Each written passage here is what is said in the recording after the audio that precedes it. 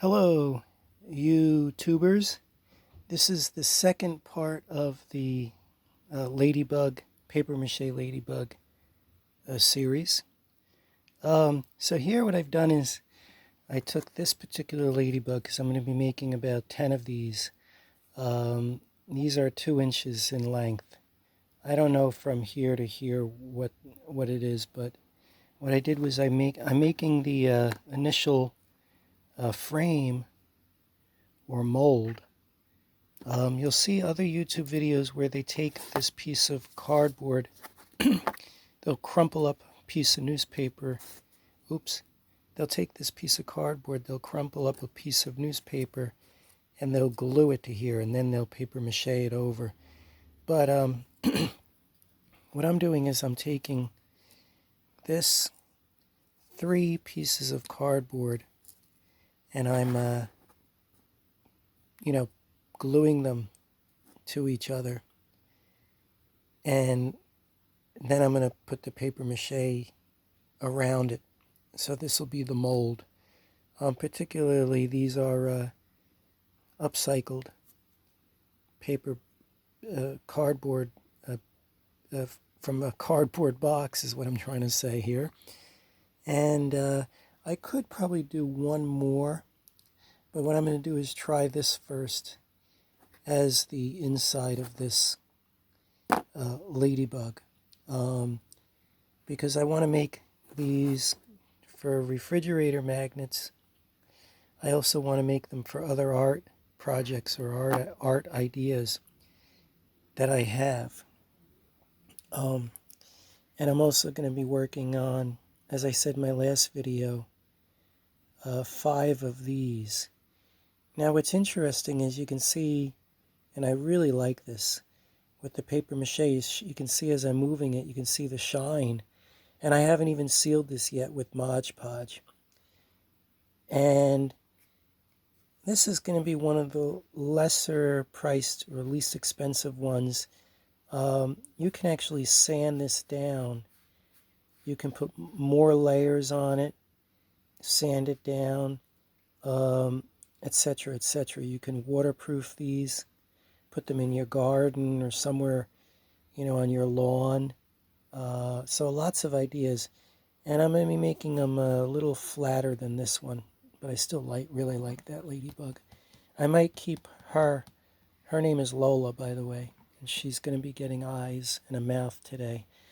But I might keep Lola as the main ladybug. The one that was the first one that I ever made, and it'll serve as a point of reference also.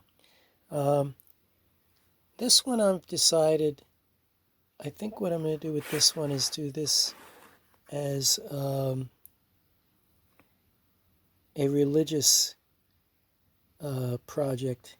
I have the crucifix here, but I'm going to make this the ball, and I really want to make this like I've seen in the castles. They have where they make it blue or green, and they got like fleur-de-lis, or maybe I'll make crosses and just have another crucifix up here. I'm not sure yet. I've got 7 of these big ones. 2 are shaped already more like eggs, and the other 5, which includes this one, is supposed to be ladybugs, but flatter, more like this shape, which I'm not there in terms of this one yet, but this would be a very big one, so I don't think I'm going to be making a ladybug out of this one. This would be way too big. But I got a few others, and I'm also going to be working on this today too. But the main point of the video today is to show you how I'm making these paper mache ladybugs of all sizes.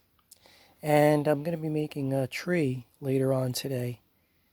Or maybe like a little area. Oh, well, this is what I'm doing actually for the ladybugs.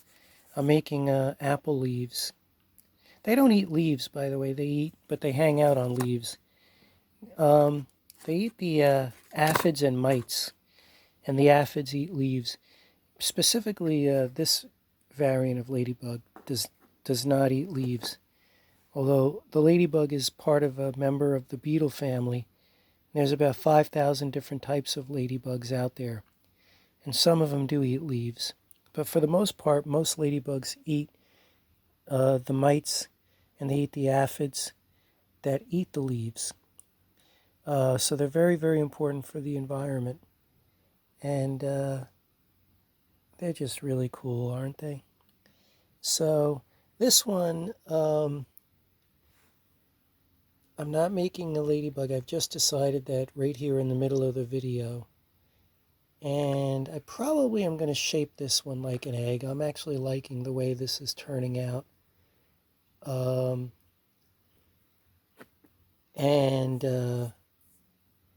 It was very humid yesterday here in New York. We had a big snowstorm, dump about 5 inches of snow. I do add some salt into the mixture to prevent mold from growing. But I also can say today this will dry out very quickly. I can see my projects are drying out because the storm is gone.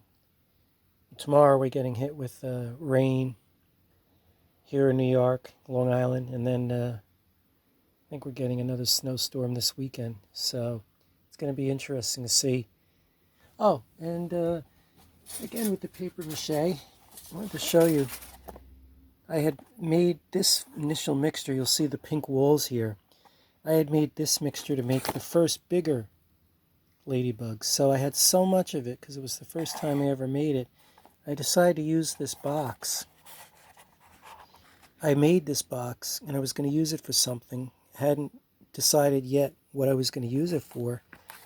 Oh, a little more light there. Hold on a second. Let me see if we can get some more light in here. Oh, yeah. Huh. Huge difference there. Yeah. I'd never be in charge of a studio, recording studio. Yeah, there's maybe even some more light here. Yeah, well, anyway. What I wanted to show you was captured in the light here. I don't think I can. But anyway, I used that to do the... Oh, I got to focus. The side of the wall. The inside of the walls.